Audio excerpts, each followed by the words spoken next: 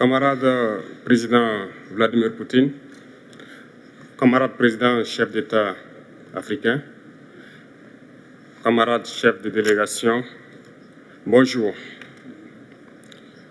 C'est un honneur pour moi ce matin donc de prendre la parole ici et de vous passer donc le salut fraternel du peuple du pays des hommes intègres.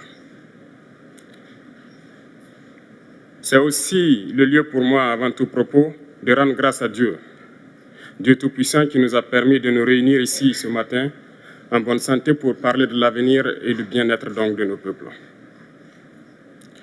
Je m'en vais m'excuser auprès des anciens que je pourrais vexer dans mes propos à venir. Africanité oblige, les droits d'aînesse, je me dois de m'excuser. Camarades, j'ai quelques questions donc de ma génération, mille et une questions qu'on se pose. Mais nous n'avons pas de réponse. Et il se trouve qu'ici, nous pouvons laver donc notre linge sale parce qu'on se sent en famille.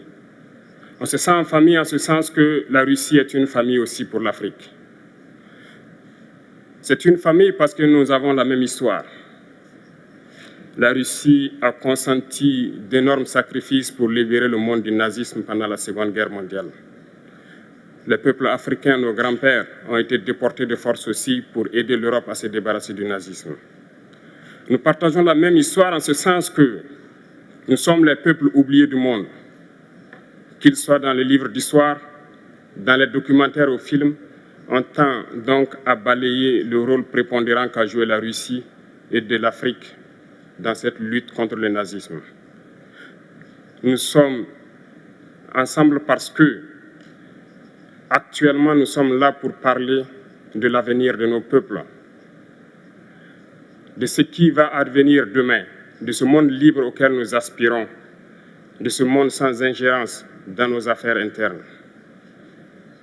Nous avons les mêmes perspectives et je souhaite que ce sommet soit l'occasion donc de pouvoir tisser de très bonnes relations en vue d'un meilleur avenir de nos peuples. Les questions que mes générations se posent sont les suivantes, si je peux me résumer. C'est de ne pas comprendre comment l'Afrique, avec tant de richesses sous notre sol, avec une nature généreuse, de l'eau, du soleil en abondance, l'Afrique est aujourd'hui le continent le plus pauvre. L'Afrique est un continent affamé. Et comment se fait-il que les chefs d'État traversent donc le monde à mendier? Voici des questions que nous nous posons et que nous n'avons pas de réponse jusque-là. Nous avons l'occasion de tisser de nouvelles relations. Et j'espère que ces relations puissent être les meilleures pour donner un meilleur avenir à nos peuples. Ma génération me charge aussi de dire que, par ce fait de pauvreté, ils sont obligés de traverser l'océan pour essayer de rallier l'Europe. Ils meurent dans l'océan.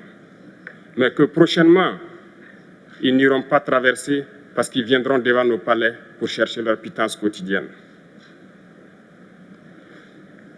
Pour ce qui concerne le Burkina Faso, aujourd'hui, nous sommes confrontés depuis plus de 8 ans à la forme de manifestation la plus barbare, la plus violente du néocolonialisme, de l'impérialisme. L'esclavage qu'on tend encore à nous imposer. Nos dévanciers nous ont bien appris une chose. L'esclave qui n'est pas capable d'assumer sa révolte ne mérite pas que l'on s'apitoie sur son sort. Nous ne nous apitoyons pas sur nos sorts, on ne demande pas que quelqu'un s'apitoie sur notre sort. Le peuple burkinabé a décidé de lutter contre l'île terroriste en mesure de relancer son développement. Dans cette lutte, des vaillants peuples, des vaillantes populations se sont engagées à prendre les armes face au terrorisme, ceux que nous avons affectueusement appelés les VDP, des volontaires. Nous sommes surpris de voir les impérialistes traiter ces VDP de milices et de tout type. C'est décevant, parce qu'en Europe, lorsque des peuples prennent les armes pour défendre leur patrie, on les traite de patriotes. Nos grands-pères ont été déportés pour sauver l'Europe. Ce n'était pas avec leur consentement, contre leur gré. Et bien au retour, on se rappelle bien qu'à Tiaroy, lorsqu'ils ont voulu revendiquer leurs droits élémentaires, ils ont été massacrés. Cela ne fait rien donc.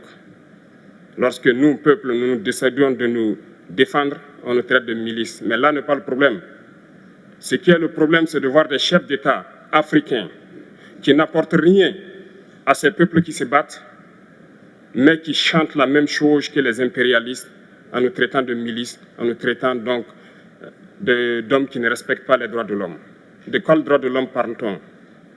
Nous nous offusquons contre cela et c'est honteux. Il faut que nous, chefs d'État africains, nous arrêtons de nous comporter donc en marionnettes qui dansent à chaque fois que les impérialistes tirent sur les ficelles. Hier, le président Vladimir Poutine a annoncé donc l'envoi de céréales en Afrique. Nous sommes bien contents. Nous lui disons merci pour cela. Mais aussi, c'est un message passé à nous, chefs d'État africains, parce qu'au prochain forum, nous ne devrons pas venir ici sans avoir assuré, pour ceux qui ne connaissent pas la guerre, l'autosuffisance alimentaire de nos peuples. Nous devons prendre l'expérience de ceux qui ont pu déjà atteindre cela en Afrique, tisser de bonnes relations ici et tisser de meilleures relations avec la Fédération de Russie pour pouvoir assouvir les besoins de nos populations. Je ne serai pas peut-être long, le temps imparti est très court. Nous sommes obligés de nous arrêter à un moment donné. Mais je voudrais terminer en disant que nous devons donc rendre hommage à nos peuples qui se battent. Gloire à nos peuples, dignité à nos peuples, victoire à nos peuples. La patrie ou la mort, nous vaincrons. Merci, camarades.